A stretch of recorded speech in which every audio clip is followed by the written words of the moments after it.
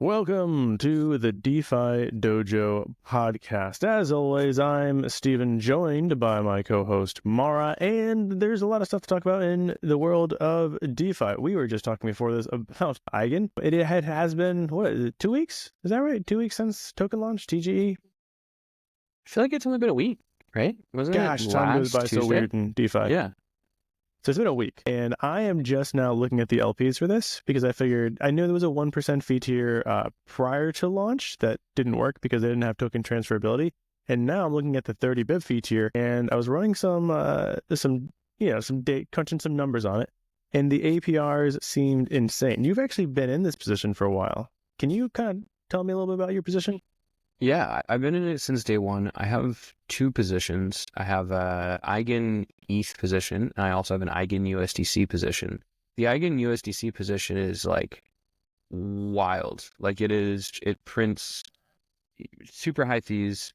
And like I'm kind of already up double-digit percents on Is the that fees that I only collected. 1%?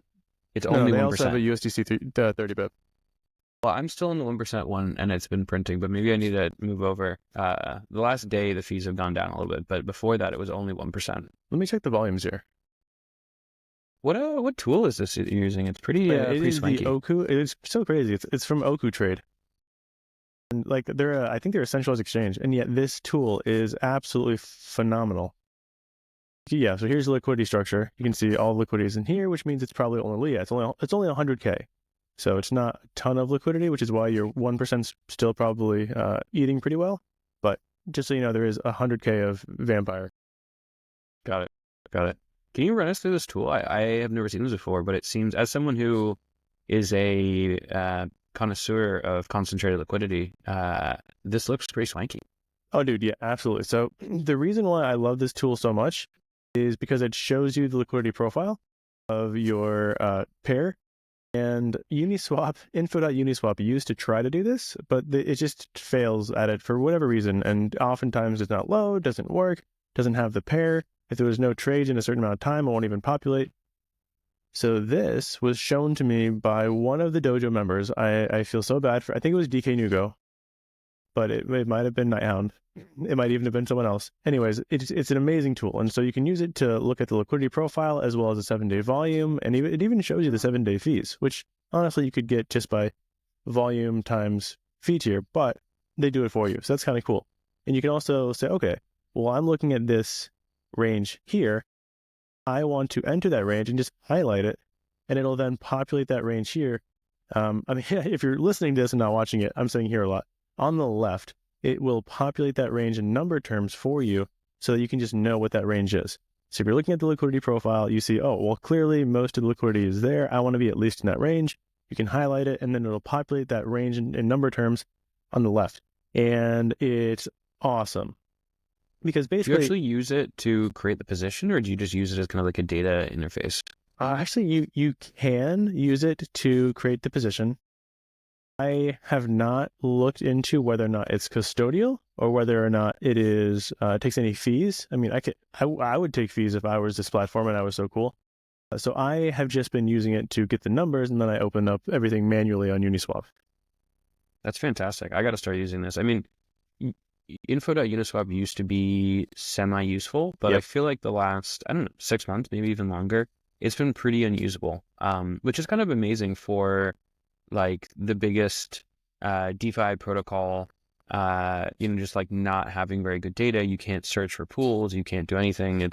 So this is a huge improvement. But I saw your eyes get really big there. What caught your attention on this pool? Yeah, I'm looking at 7-day volume, which is 4.5 million. We're at 700,000 TVL. So I'm gonna do some quick math. I built a little tool for this. You've seen it before. So 7-day volume is 4.5 million. So we're just going to do equals 4.5 million divided by 7. That's a daily volume. TVL is, I think it was like 750,000. So that is a current average APR of 93%, which is really good. It's almost 100%. Sorry. This is a 1% fee tier. So that is a average APR of 312%. Which means if your liquidity is tighter than the average, you will be getting better than that average APR of 300%. If it is less tight than the average, it'll be getting less than that 300%. And, just judging by what I see on this page, the average range looks like it's around $3.10 to $4.70. Now, I'm not going to ask you your range, but are you tighter or wider than that range? I am tighter than that range, which Cool. means I've been getting, I think it's been like about 1,000% APR. It was higher and it's come down. So, it's been multiple percent a day in fees. And I'm not like crazy tight. I'm like roughly, maybe I'm like 10% tighter than this range you have highlighted here or something like that, in both directions. So I guess that is, a bit tighter, but it's been great. I have, experienced quite a bit of impermanent loss. So like, for folks who are just getting into concentrated liquidity, come hang out in the DeFi Dojo. We talk about concentrated liquidity all the time. It is like a massive subsection of like the discussion over there. Impermanent loss is real. So like, I entered this pool, I think when Eigen was like something like maybe 380 or 390, and it has dropped down in price. And so that has meant that I've experienced impermanent loss. On the other hand, on a pool like this where you have a 1%, fee, volatility is great. Like when the Eigen Foundation did that weird thing where like a bunch of tokens got missent or stolen or some phishing attack or whatever, and a bunch of liquidity got sold, that was like 4%. I like made the 4% boom, like just in like that very violent, like, shift in liquidity and pricing. Yeah, that's one of the things with being a concentrated liquidity. I mean, even any liquidity provider, is that when there are sort of black swan events or just, either really, really bad or really, really good events, you still win. You're still benefiting. Exactly. So, I would just caution that, like, you need to know what you're doing a little bit before you start really getting your feet wet on concentrated liquidity, especially at size. That being said, there are constantly opportunities out here, and like having kind of a community and folks that are willing to like really get into the nitty gritty with you is always like super useful, especially on something like concentrated liquidity. So this has been printing crazy. I'm also in an Eigen ETH pair, which has had a lot less impermanent loss. Like the difference in price between those two things has been not as much. Like we haven't seen quite as much like volatility. The fees have been a little bit less. I think that's been getting something like, a mere 300% APR. The 30 bips is starting to drink the milkshake there, though. That's what I'm in. I'm in the 30 bips for the ETH Eigen, and then I'm in the 1% for the USDC Eigen. Yeah, I was checking this out earlier. And so like here we have 79,000 WETH of 7-day volume. If you, change that into dollar value, that would be $26 million daily volume. 6, 1, 2, 3, 1, 2, 3. And the TVL there was, let me go check, was somewhere around we'll just call it 9 million. 9 million. Fee tier 30 bips. And so, yeah, the average APR for that pool is 16%, which to me is just absolutely nuts. And so I was in the middle of opening a position right before we started this because I thought, hey, why not? I have some Eigen sitting around. I'm not personally going to be selling it for a while. Hopefully I get some of that creators Eigen from round 2, but we'll see there. Now, in terms of what's going, go ahead. Why are you bullish, man? Like, I always think of Steven, the delta neutral guy, doesn't want too much price exposure. I am certainly long Eigen. I'm bullish Eigen. I'm also holding Eigen. So, but I'm a little bit surprised that, you're in the same boat as me. So I'd love to kind of hear your thought process on that. Well, they delivered on one thing, which I wasn't sure they're going to deliver on, which is they actually hit their timeline they beat their timeline by a few hours on LGE. And so that was the first time, in my opinion, that they met or exceeded my expectation. And on top of that, they're starting to push out information or like what I'd call BD or PR work that is good, that is not scaring people away, that is indicative of, hey, we're actually trying to make this work. Yes, there has been some incredibly shady stuff with, the multi-sig transferring tokens that shouldn't have been transferable or should have clearly been in a vesting contract. That was kind of like, oh, that's typical Eigen. But aside from that, AVSs are getting exciting. We've heard a lot from our LRT friends that these AVSs should start generating yield. LRT squared, I think, is this really cool mechanism. We talked about it last week. And I do think that having that and Eigen and all these LRTs buying into it should make AVSs and the whole ecosystem kind of Lindy, as opposed to, competitors, which we just haven't seen much come out of yet. Actually, we did see a symbiotic update, though. I will say that. We did see a symbiotic update for the first time in a long time. Something about their token launch. Are you familiar with this? This was a scam. Like they got their Twitter got hacked twice. So yeah, thank you. I don't think that so is their competitors real are also information. not doing really good in terms of PR. Yeah, I think their Twitter got hacked. They had this thing about like their token coming out that was fake. That is not real. Just to be 100% clear for anyone that's listening to the show. Then they got back control of it. Then they lost it again. So they're struggling a little bit right now. I will say we all know how challenging these Twitter situations can be. Steven, of course, had his Twitter famously stolen at some point last year. So like, this can happen to anyone. But whenever you see these kind of announcements, anytime someone is trying to make something urgent, you need to do it now. It has to happen today. Like you need to like take a real deep breath. Think that's never how these things really end up working. And, don't do it or go and try to find like a trusted community where you can verify stuff and kind of get a second opinion. I oftentimes, if I see something on Twitter and it doesn't quite make sense, I'll go and I'll talk to people like Steven or other folks in the DeFi Dojo and just kind of make sure that, other people are not seeing something different, right? That like everything is kind of like crossing its T's and dotting its I's. There's one other like trick of the trade that I use for potential Twitter hacks. Now, it would have worked for the very first symbiotic exploit tweet. I'm not sure if the subsequent ones it would have worked for, but they did the thing that almost always happens, which is they put out a tweet with a link on it and they disable the comments. Whenever you see a link posted by a Twitter account with disabled comments, you should immediately assume that they've been hacked, they've been exploited, they've been SIM swapped, and that is a phishing link. Always, without fail, you should always assume that. And then, so like that should be your number one guard against these things. Also, the DeFi Llama extension sometimes can will flag these and it'll highlight the malicious tweet as red, which is really, really useful. Shout out to DeFi Llama. They're absolutely amazing. The second thing is just never click on links. Just never click on a Twitter link. If you can help it. Go to ask the developers, ask the team, hop on the Discord, get in the conversation. Don't look at the announcements because those can also be hacked. It's so crazy how many minds we have to avoid here, but try to avoid the announcements sometimes. Ask in the chat. And if the chat is like on super slow speed, or if you can't send any chat messages, you should also assume something fishy is going on. Take a deep breath, wait a couple days, the truth will come out. Yes. Yeah. Never be in a rush. I think never be in a rush. Always, really double, triple check. There are so many landmines and, it's really hard to do it without kind of being able to kind of cross-reference information and like talk to different people and get opinions on like whether things are real or not. But I just want to go back to something that you said, which was, EigenLayer messed up. They sent these tokens that were supposed to be vesting and then they weren't, and they got sold. I kind of have a different opinion on that. I think that we all kind of assume all these projects are doing things through vesting contracts. My sense, having kind of participated in quite a few angel deals and stuff like that, is that most of it's just done through legal contracts. Like most of these projects deal with different institutions that like for whatever reason have like wallets set up, whether it be EOAs, whether it be some sort of multi-sig, whether it be whatever, that can't interface with vesting contracts.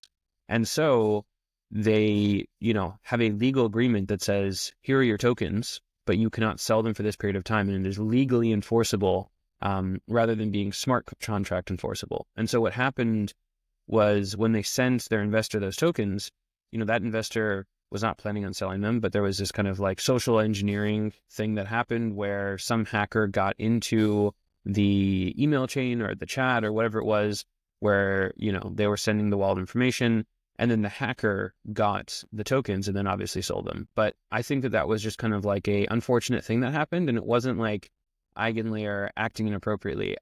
I feel like these kind of things happen way more frequently I wasn't saying that EigenLayer was acting inappropriately, but I would say that I think they I think they did fumble this a little bit. One, they were able to be socially engineered, which anyone can be. I'm not going to say they're like bad for that. But two, I do think to some extent in this space, with that amount of AUM and TVL, code is law, right? I mean, a bad actor can break the law, but a bad actor can't break an immutable smart contract. Yeah. I mean, I think that different teams have different ways of doing things. Obviously, some do vesting. I think some do stuff with legal contracts, and it probably isn't a case-by-case basis with like who their counterparty is. But my more broad point is I think EigenLayer obviously is like one of the more prominent projects. I think a lot of the stuff that they have gotten a ton of shit for is just things that happen broadly in our industry, and they just get more attention for it. People are looking to say bad things about EigenLayer, and maybe Celestia is another good example of this. Like, people are kind of on the hunt for going out there and like dunking on these projects because they're in some ways easy targets, because they're huge, because they have a lot of reputation at stake, because they have some, like there are certain groups that don't like them. And so, I think the criticisms can be fair. And I think as an industry, we should all get better at these things. But I think specifically picking on these projects and being like, EigenLayer bad, Celestia bad. Like, the whole thing, for example, that happened recently with like all of the early investors in Celestia selling their rewards for staking. Like, they were able to stake their locked tokens. And, there's been a bunch of VCs and other folks who have like been able to sell like a fix just in staking rewards on their initial investment. I think, notably, there was one investor who invested like $20 million and has already sold $80 million of staking rewards.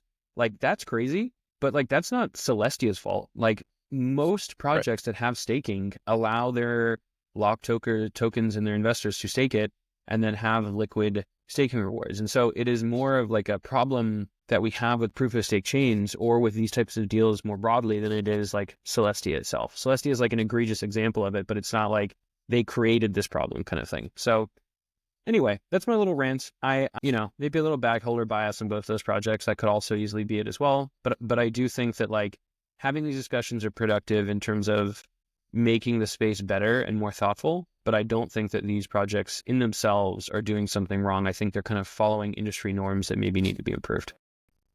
I would be willing to like concede to that. But on that same vein, we just recently saw, man, I can never say his name. Andre, is it Cronje? It's not pronounced the way I think it is, and you might not know this. Yeah, I'm the last person you want trying to pronounce names. Or like Cron. It's such a strange pronunciation. I think Anyways, it's Andre you guys Cronje, know, but yeah, I call him Andre Cronje or Andre Cronje. I really think it's pronounced something totally different than that. Maybe it's a French pronunciation. I don't even think that's his real name. Maybe it is. But he was saying that I think he was attacking, was it Aerodrome? I mean, we don't have to, I think, pretty sure, yeah. Which is a fork of his Solidly contract from back in the Phantom days. And they're trying to do something to like legally protect it, or like, you know this better than I do. Can you walk me through the drama here? Basically what happened was, so Andre created this code, which was like the Solidly code base and had a lot of kind of innovations to it. One of the big things, was like having fees not going to LPs, but instead, going to people that were voting on bribes, and like directing emissions who are locking up their tokens. And then instead, the people who were LPs were earning like inflationary rewards. When he created it, it got a massive amount of TVL and hype and didn't work super well. I remember the interface was like incredibly buggy and hard to use. Yep. I remember the tokenomics were like super inflationary and people made a ton of money if they were like basically farming and dumping instantly. But if you held on to these tokens, if you locked these tokens, if you did anything with them besides instantly sell them, you got wrecked. But anyway, there have been a lot of forks of it, right? Velodrome is the famous fork and kind of adaptation. They have done changes to it. Aerodrome is a friendly fork of Velodrome. I think there's like some kind of collaboration between those two teams. So we've seen a lot of kind of iterations of this stuff. And I think, what Andre is saying here is like, there are projects, for example, like Aerodrome, that have $1 billion in TVL and $1 billion FTV of their token. And they took his open source code and then they removed his name from it, removed any mention of him from it. And like, that is not how things should work, right? He wants them to like pay him, but I think he wants them to give credit for using his ideas, using his code base, maybe adapting it and maybe adding new things to it.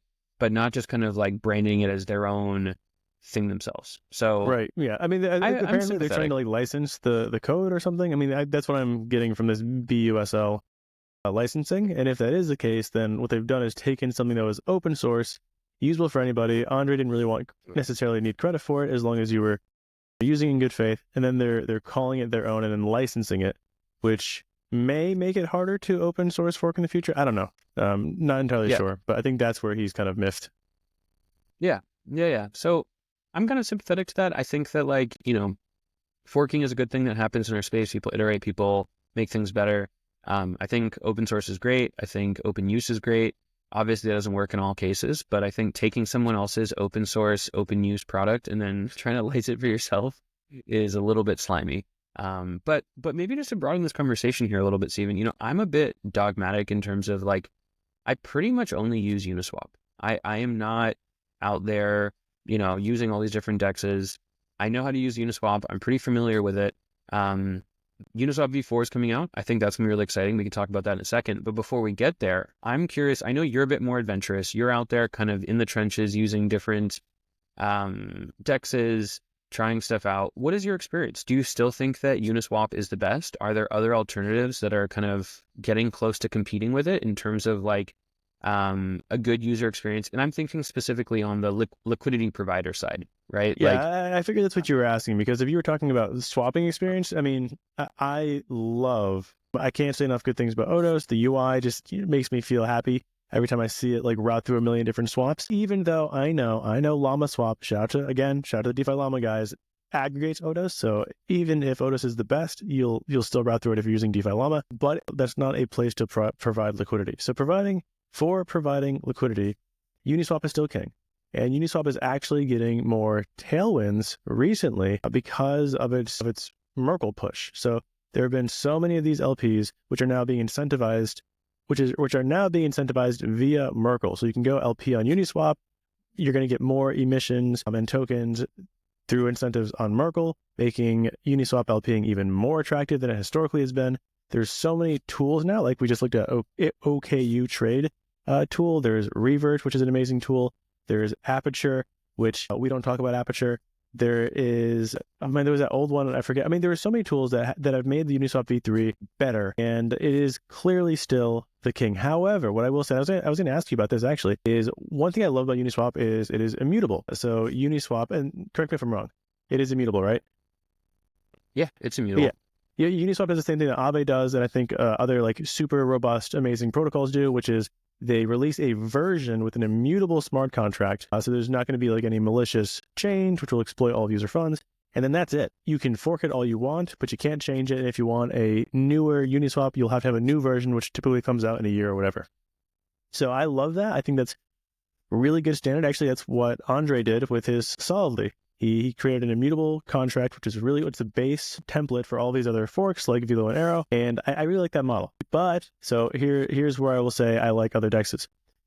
The other ones that I like are Velodrome and Aerodrome, which we've literally just talked about, because they route a ton of volume. So there is another Solidly. It was an ETH fork instead of the original Phantom. So it's not done by Andre, but it is on ETH. It is actually called Solidly. It took a lot of the UI as well. But they were so efficient somehow in fee routing that they were vamping volume from Uniswap, even though the Uniswap liquidity was on a lower fee tier. So that kind of innovation does tickle me pink, because what it means is they're getting volume, liquidity providers are getting better fees and APRs, and everything else is otherwise equal.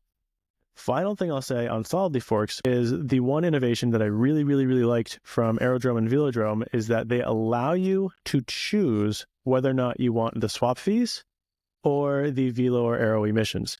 So you're not stuck just getting the inflationary token or the emission token or the governance token, whatever you want to call it. You could, if you wanted to, choose to get the fees. There's a fee on choosing getting the fees, but it's pretty negligible, and you can still get really good APRs as if you were on Uniswap v3. And you typically do better if you choose a token, but you can still do pretty well just choosing the fees. And I thought that one innovation alone made it superior to Uniswap, all else equal. Yeah, that's super interesting. I sometimes get a little bit turned off by these protocols that like advertise these like crazy high APRs. Like you'll go and you'll like be looking on DeFi Llama yields, or you'll be just like looking at different DEXs kind of around L2s or whatever it is. And you'll see some DEX that just is like advertising like 500% APR on some pair that like shouldn't necessarily be getting that. And from what I understand, it is not really actualizable to get those kind of returns in most cases. Can you just explain why that is and like how that kind of maybe is accurate, maybe is not accurate, or kind of what your take is on it? Yeah, let me explain this. So there are so many protocols that are guilty of this. Pretty much everything that was a Solidly fork is now guilty of this. Your Ramses, your Cleopatras, your everything else associated with those teams, your aerodromes and velodromes. What they do is they show an APR that is effectively what you would get if you were in single tick liquidity, which just means that your range is so small that if someone sneezed on the pair, it would move out of range and you would have a little bit of impermanent loss and you would have no fees, right? You would no longer be generating any yield at all. So you could maybe get this APR for a second as soon as you entered, but if the price moved even a couple dollars, you would be out of range and you would no longer be getting any yield. That is why it is disingenuous. But I will say, to the credit of Aerodrome and Velodrome, they now allow you to effectively simulate what you might actually get in a more reasonable range. So if I go over here and I click New Deposit, you can see like they're advertising on WETH USDC 1,400, 1,500% APR. But if you look at the price ranges, which is kind of like their recommended ranges, so plus or minus 3%, plus or minus 8%, plus or minus 15%, the APRs are more reasonable. So in a plus or minus 3% range, they're actually saying it's not 1,500%, it's 250%, which is still good, but a plus or minus 3% range is still like a daily price move away from being out of range. And then the plus or minus 8% is still pretty good. It's 93% APR, which, by the way, is roughly the Aero APR you'll get, so the APR you'll get in Aerodrome, and then close to the APR you would get in swap fees. You might be getting like 85% in swap fees or 93% in Aero tokens, really up to you. So it's, that headline APR is just misleading. You will never get that. There's no reason to try to get it. But then when you click on it and deposit liquidity, you at least have this, which does give you a rough estimate of what you might actually get in these suggested ranges. Got it. Well, that's a great explanation. I really appreciate that. And, I think that this kind of discussion is super relevant since we are maybe on the cusp of getting Uniswap v4, which would be fantastic, right? Like this is something that we have been hoping and expecting for quite a while. I remember, Hayden and the Uniswap lads went on to Bankless. I think that was like a year ago. Maybe it was even more than a year ago. And we're kind of announcing this is like going to be the new thing. I also kind of understand why it takes so long. I mean, they have to have this bulletproof, right? They can't like launch something and then have issues later on. Like Uniswap has such brand recognition, such, an important kind of primitive in the DeFi space. And when they release something, as you said, it is immutable. Interestingly enough, Uniswap v4 and the hooks that are involved in that kind of like are a way of getting around that. I think Uniswap v4, it's kind of technically will still be immutable, where like they're going to release this code and they will not update it until they get to Uniswap v5 or whatever. But people will be able to, to build hooks, and people will be able to have them be part of different liquidity pools that kind of get around that. And there will be new and additional kind of like use cases for these liquidity pools now that can change and can have adaptations to it. And maybe you can get around some of that immutable nature. Yeah, so you know a little bit more about this than I do, but as far as I understand, there are like hooks, and there's like one hook per pool, but you can have many pools per hook, and there is a pool manager, and they can sort of change some of the parameters even after the pool is deployed, which is very different from Uniswap v3. And hooks can be things like a TWAM. Is that right? Where effectively it's just like, you're DCing out of a position or into a position. So you can also change the fees. There are many other things that hooks can do. Can you tell me a little bit about what you know about the hooking world? Yeah. Yeah, I think we might see a ton of new projects that are launching that are creating hooks or doing different things. But basically, the idea behind it is like a customizable smart contract function that any developer can develop and like basically put into a liquidity pool, and that modifies the behavior of what the pool is doing. So there's a lot of kind of like variations on that can be. I think one interesting one will be like a dynamic fee structure. So we were talking before in the EigenLayer pool, we were talking about 1%, we were talking about 30 bips. Obviously, there's a huge variety of these things. There's like 1%, 30 bips, 5 bips, 1 bip, right? And like depending on kind of the situation, any of those can make sense, right? Like right now, you kind of have this like tough situation where you have to like move between different fee tiers, depending on how much volume there is, depending on how much volatility there is. You could have a pool that dynamically shifts between, say, 1% and 30 bips, or from 1 bip and 5 bips, depending on how concentrated the liquidity is, how much volatility there is in that pair. And it can kind of like try to find the best balance between, you know, liquidity providers and making sure that they're being kind of fairly compensated, and also swappers as well. So that's an example of a hook. I think it's kind of an interesting one. It sounds really great in practice. I don't know exactly how it works, you know, or sorry, it sounds really good in theory. In practice, I'm not sure how effective that will be. But you know, there's like a ton of other ones. Another one could be like auto rebalancing. You could set a hook that like when you're using it, it will rebalance your position if you stray more than 10% on either side, or whatever parameter you're setting on either side. There's a TWAP, as you said, also like time weighted averages. That could be another like type of hook that we're seeing on there. We could use like maybe a hook that's like, you know, specifically for creating an oracle pricing, like an on-chain oracle pricing for a pair. So I think that we're going to see a ton of different variations. Another obvious one is like just incentives, right? Like Merkle kind of has like the spot for doing incentives on Uniswap, because Uniswap themselves for UniV3 did not create a function that allowed for incentives. We will likely see a official incentive hook that allows people to provide incentives on different pools. So it really opens the design space a ton. Some of these features are actually kind of similar to like what we saw on Aperture, trying to kind of create. Obviously, they slapped a lot of fees on that. And like, hopefully we don't see Uniswap themselves with the hooks they're building, or like their kind of core developers building, having a ton of fees, but that's possible as well. It kind of, you know, really opens up the doors to lots of new and innovative things that can be done on Uniswap. Now, of course, whenever we say innovative in our space, we also have to realize there might be manipulative, negative things. I think it is also possible that we will see people creating bad hooks that are out there to try to kind of manipulate people or take their fees or do something bad. So, you know, I expect there to be a lot of new and exciting things. I also expect there to be a lot of things that screw people over as well. A lot of new and exciting exploits.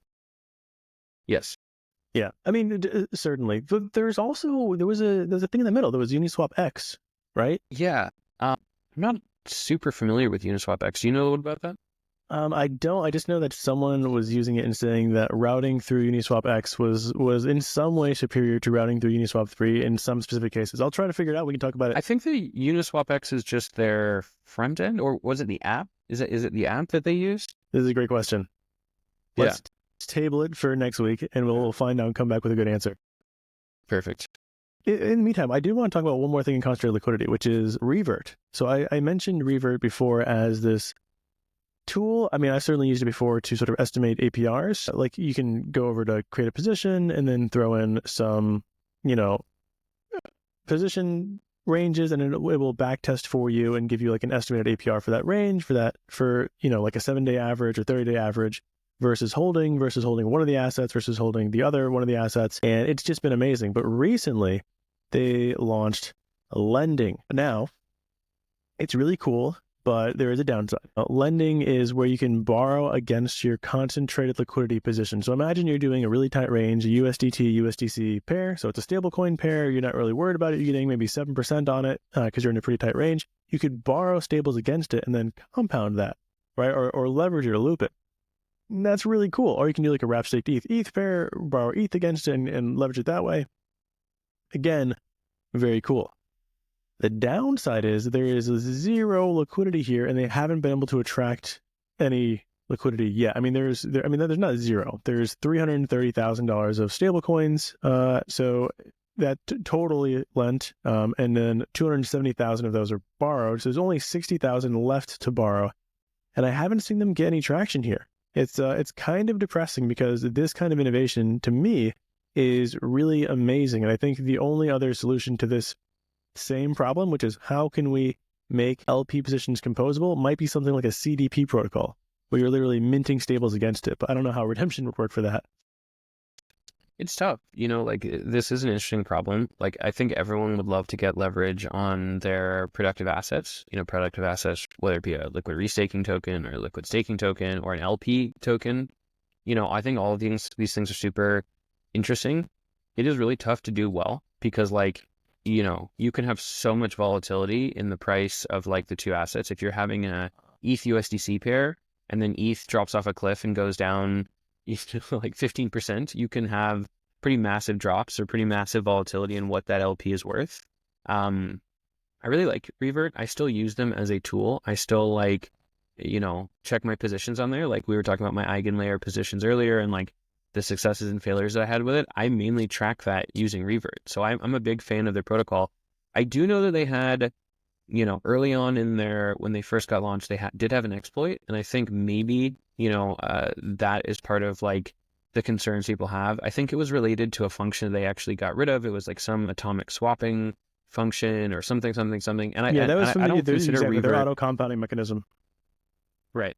So I don't consider Revert to be like a dangerous platform or anything like that. But I also use them as a data science tool rather than using them as like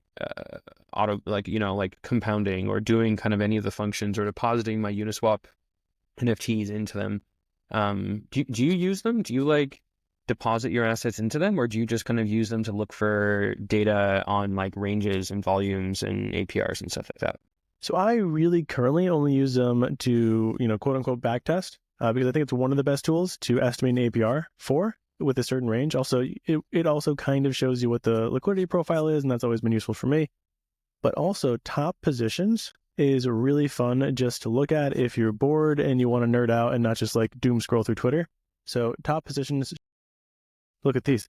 There's like such ridiculous numbers here. It's like in the tens of trillions of percentages on APRs for some of these really funny. Oh, Titan, really? They're bringing that one back for some of these tokens. But what you can do is you can filter by network, by tokens, by fee tier, and you can filter by like X amount of days. So like what was a position that was in range for 20 days that performed the best out of all the UniV3 positions? And you can look at that. You can say, okay, what about like ETH USDC pairs? Who did the best over the past 100 days? And you can look at all of these different metrics and sort of get a sense for who is winning, how they're winning, where they're winning. And I think that's really cool. That's a really cool feature just for skimming profitable and I don't know, expert level CLP. I will say, it is kind of like if you went to a casino and said, well, who's winning the most on the slot machines? There is some level of maybe they just got really lucky. Maybe this pool happens to be in their price range. And so, you do have to discount for that. A lot of these could just have been gambles that worked out or, a lucky lever pool. But if you track the people who are opening these positions and they have many winning trades, then you might be onto something in terms of following some good CLPers. Yeah, it is fun. I do the same thing. And like, if I'm creating a new pair, I always go and look at the top positions and like look at what other people are doing in that pair. It's kind of like the best visualization of Uniswap, other LPs, and kind of like seeing what's going on. You're 100% right though, that like trying to copy trade folks, you should never copy trade regardless. You never know the other side of the trade, right? You don't know if people are hedging. You don't know, right. Like why people are being super tight or super wide or having positions for long periods or short periods. There's so many variables that you can't see just from like looking at their range and their APR and stuff. So I have fallen into that trap before, and I would, caution other folks from doing the same, but it is still super interesting for folks that care about and like think about Uniswap quite a bit. Have you tried like borrowing assets against your LPs though? Like, is this, No, I know this it's is something just you're... liquidity that I've just, most of the LPing that I do is with a volatile pair. So, whether it be Eigen ETH or ETH Pendle or ETH FXS or ETH and then some ETH derivative. So for me, borrowing a stable against that just opens me up to potential liquidation, and I sort of still have liquidation PTSD from one of my wrap staked ETH positions. Warning to you guys, don't use a market rate oracle, only use exchange rate oracles when leveraging LSTs and LRTs. So I haven't tried it out yet, but it is a good way to farm points. So if you are looking to farm the Revert points, again, I have a bit of point fatigue for a lot of these protocols, so I would not use Revert to farm points. I would only use Revert because I love Revert, and then if I get points, I'm just kind of excited about it. I felt the same way about Contango. We should briefly mention this because there are some rumblings that Contango is getting very close to TGE or LGE, and so those points might actually precipitate into something. So that's kind of exciting. So if you have been using Contango, maybe there's a little bit of something coming to you guys. And then, of course, we'll see sort of a renaissance on what Contango's next iteration, next version is going to be. What are the kind of like loops that you're looking at these days? I just did a post yesterday about Zero Lend, because they have this really nice loop on Contango, which is collateralizing the PT-BTCs and then borrowing against it. And I like them for two reasons. One, I like them because really good yield. It's like 40, 50, 60% APR on Bitcoin, which is insane to me. I think that I've mentioned before that I do worry for ETH, because ETH's major benefit is that if you can get like a 40% APR on ETH, which I know can be hard sometimes, but with airdrops, it definitely has been possible. If you can get a 40% APR on ETH, you will beat spot holding Bitcoin. But if you can get a 60%, 30%, 20% APR on Bitcoin, it's almost going to be impossible to beat that just with yield on ETH. And so as there are more BTC derivatives in this space that are getting decent yields, especially if they're fixed rate, fixed date yields on Pendle, I do think it's going to be hard to justify holding ETH over that, just by looking at the charts at least. So are you going to buy some Bitcoin? Do you hold some Bitcoin? No, I have zero exposure. It's a shame. I really should have Bitcoin, and I really want to have it, but I'm a little bit wary. So I say all that, and then here's the caveat, here's the counterpoint. You probably already know what's coming. A lot of these are not backed by just wrapped Bitcoin. Almost, and I don't think any of these, maybe Lombard is, you can correct me if I'm wrong there. None of these, as far as I know, are backed just by like cold storage, non-custodial Bitcoin on Bitcoin chain. Yeah, I mean, this is also one of the biggest issues I have with BTC-Fi. I want to be excited about it. I do hold Bitcoin, and what I'm doing with my Bitcoin is I just am looping up, like I collateralize it on Aave, and then I borrow ETH, and then I leverage stake ETH with, either wrap staked ETH or EtherFi ETH or something like that, and it's a pretty good way to get, 10, 15, maybe 20% you can squeeze out on your Bitcoin. It's pretty nice. On these things, it does worry me a little bit, like there's so many kind of custodians, and like if you're holding something like EtherFi BTC, you have all these different vaults that all have these different dependencies. Being able to track down from one EtherFi BTC down to one native BTC is like a pretty mammoth task. I'm not picking on EtherFi there. It's true of like most of these LRTs. It's true of just looking on this list, like one Pump BTC or one Uni BTC or one Solve BTC. There's a lot of custodians and a lot of kind of like folks that are involved, and that definitely makes me, a bit more nervous, and it makes it just hard to underwrite the risks that are going on with these things. I do like CBBTC. I think that that's kind of interesting. I know that they still need to kind of improve some stuff related to like their proof of funds, like where the actual Bitcoins are that are like backing CBBTC. But like I personally, for better or worse, do trust Coinbase. I've never really kind of had bad experiences with them. I know other folks that have had issues with having accounts locked and other things. So like, always be a little bit wary of that. But the thing I really like about CBBTC is that you can bridge it back to Coinbase, and then you can just immediately one-click get native BTC, right? You don't have to deal with bridges. You don't have to deal with delays. You don't have to deal with fees. You don't have to deal with an order book. You can literally just send your CBBTC back to Coinbase and then just have native BTC that you can go and send to a cold storage wallet, right? And that user experience is super hard to beat, and I say that as someone who uses USDC and Coinbase a lot, and being able to just go from USDC to dollars seamlessly. It's one like of the that, best off-ramp experiences. Yeah, it's perfect. And like, if you can do that now with BTC, like that's just such a amazing user experience. And I would love them to do that with kind of more and more assets or things that make sense for that. So I have not I've been studying BTC-Fi, kind of sitting on the sidelines, like paying a lot of attention to it. Like it's something I've consciously been trying to like really learn a lot about. But I have not really been dipping my toes into it. I haven't unlooped. I still have BTC that could be allocated to this, and I haven't jumped in just because like it is a bit scary for me. So the one thing I will like quickly go over with on this, just to make it kind of exciting, is one, a lot of these custodians are highly trusted. You know, it's Coinbase, it's EtherFi, it's Babylon, or it's Lombard, and they have a lot of, I mean, I would say most of them have a lot of Lindy. Lombard has maybe the least amount of Lindy, but they're the biggest, as far as I know, currently the biggest Babylon LRT built on top of it. I could have said that about UniBTC. They did get exploited, but everyone's going to be made whole from that. So that's kind of one of the benefits. But there are so many points coming into some of these things. So if you look at the EtherFi supply, it's just, you know, turtle points, there's Lux points, there's symbiotic points, there's Carrick points, there's EigenLayer points. It's just such a ridiculous amount of additional benefits for supplying, which is why I think the borrow cost is so low, making the quote unquote real yield for some of these things super high. So even if you're leveraging LBTC PT or EBTC PT and you're giving up some of the points that you would otherwise have been getting, you're still getting those, whatever these, I forget what these points are called, from Zero Line. You're getting those, like 35x of them as well. So it's kind of cool. And then you're also getting, what are these turtle points?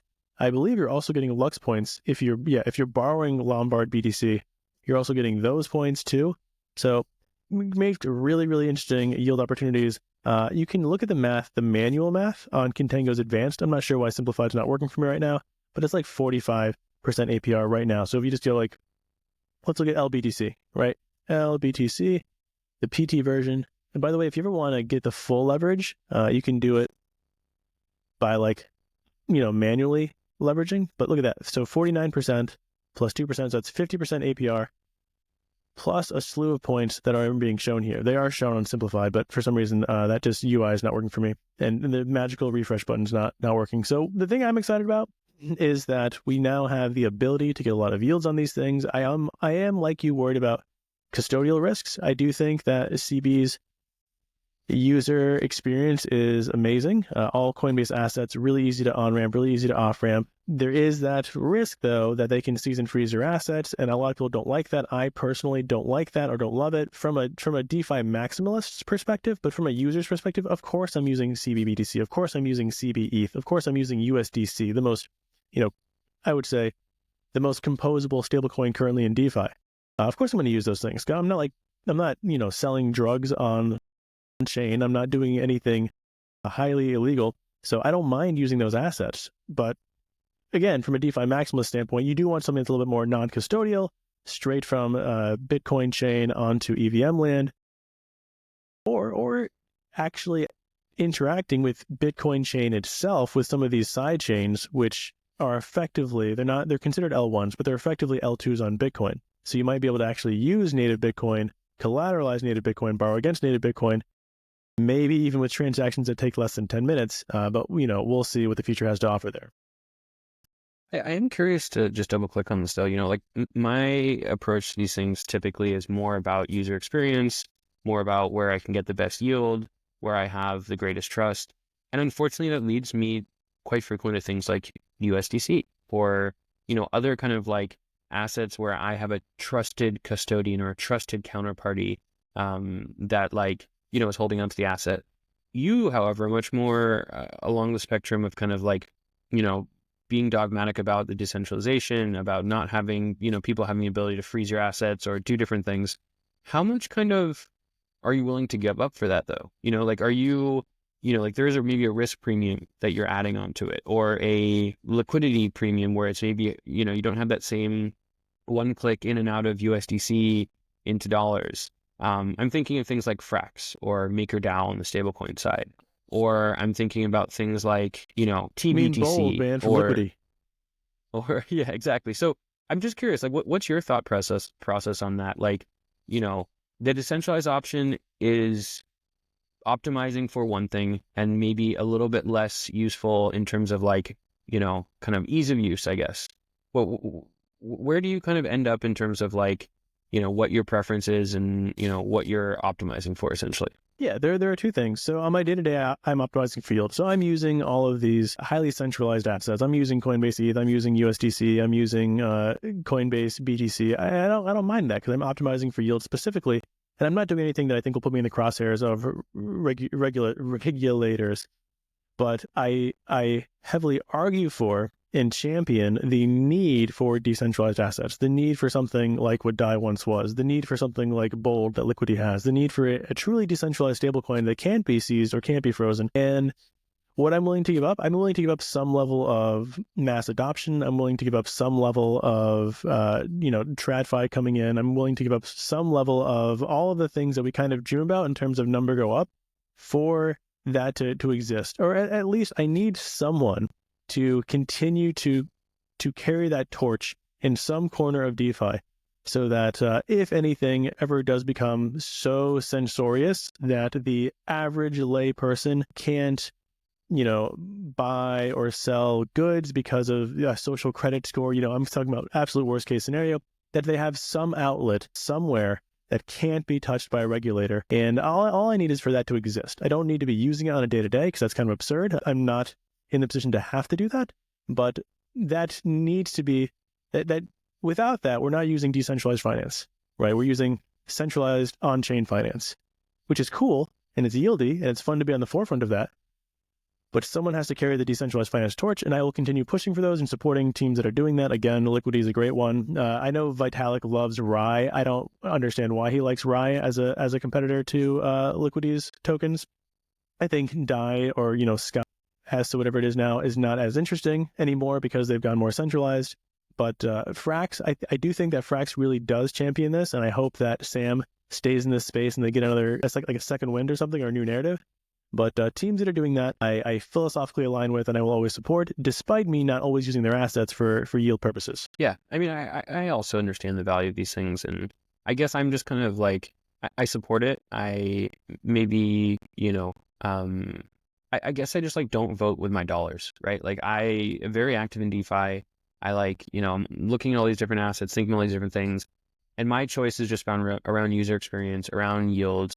And I don't vote with my dollars in terms of like going and putting TVL into like the more decentralized things just because they're decentralized. I'm like optimizing for their parameters. But I do totally agree with you that like they are important and they are part of the ethos of the space. And I just hope we can get to one day where like the user experience of using some of those assets are as good as some of the more centralized ones. And if like the difference is a 10%, 20% difference in user experience, I'm probably willing to do that. When it's like dramatically, worse user experience, that's when it's like a little bit harder for me to justify. Speaking of user experience, one thing which I thought was kind of interesting was Rabi, which is my preferred DeFi wallet. I for a long time used MetaMask, and Steven and other members of the DeFi Dojo were always pushing Rabi works better, it's got a better user experience. And it took me so long to switch over, but I'm so happy that I did. Like I actually find it to be a much better user experience. They released a new function recently, which I think is pretty cool. And that is that you can basically deposit stablecoins, so USDT or USDC. And then on any network that you're using, you can just have that stablecoins pay for your gas. So it's kind of cool. I've heard that there might be fees. I've heard that it might be slightly more expensive. But I personally know, as someone who's probably has active DeFi positions on like 10 different like L2s and L1s and stuff like that, having just like ETH and a bunch of just like random gas tokens all over the place is kind of a big hassle. So I haven't tried this out yet, but I do think it's interesting. And I do think that like these type of like improvements in user experience are awesome. And Rabi seems to be kind of at the forefront of doing that. Yeah, I've definitely used their, quote unquote free gas or whatever they call it, the thing where you can just go onto a chain and then they'll pay for the gas somehow. I've used it a few times. It saved me a few times not having to bridge over or like send money to a centralized exchange and then convert it to the native token of some chain, send it over there. So Rabi's user experience has been the best wallet experience I've ever had. Shout out to Rabi. Why don't you guys sponsor us? We love you. But, we'll see what happens. I think for many of these, they're doing the thing where they have such a good experience that everyone uses them, and then maybe down the line, they'll monetize. And that does worry me. We're not there yet, but I do think that might be coming. So I'm always on the lookout for other opportunities or other options that might still remain free for a long time. And I think Rabi's, maybe on that boat, but that is yet to be seen. Oh, I think we saw a scare about that recently where I think it was someone like maybe Gigi from Twitter got some notification that they were getting an error because of they hadn't paid, but maybe that was completely unrelated. But it do worry, the Rabi team, which is connected to the DBank team, does seem to have great user experience, but also piecemeal charging people for different features. So I hope that you guys don't do that, Rabi. I really like your product, but I'm probably not willing to pay for it. So, anyway. I'm sort of in the same boat. If I can, maybe put 10% more effort and remain free, probably going to put in that additional effort. Now, I have to hop. This has been a fantastic second episode of the DeFi Dojo podcast. Thank you for joining me. Guys, if you have questions, if you want links, if you want to know what we were looking at, where we're looking, how we find these opportunities, or if you just want more detailed descriptions of what to actually do in DeFi and how to find real actual yields or strategies, go ahead, join the DeFi Dojo Discord. Send me a DM on Twitter. I think my DMs are open, and we can talk and discuss. Thank you guys so much for watching, and have a wonderful rest of your day.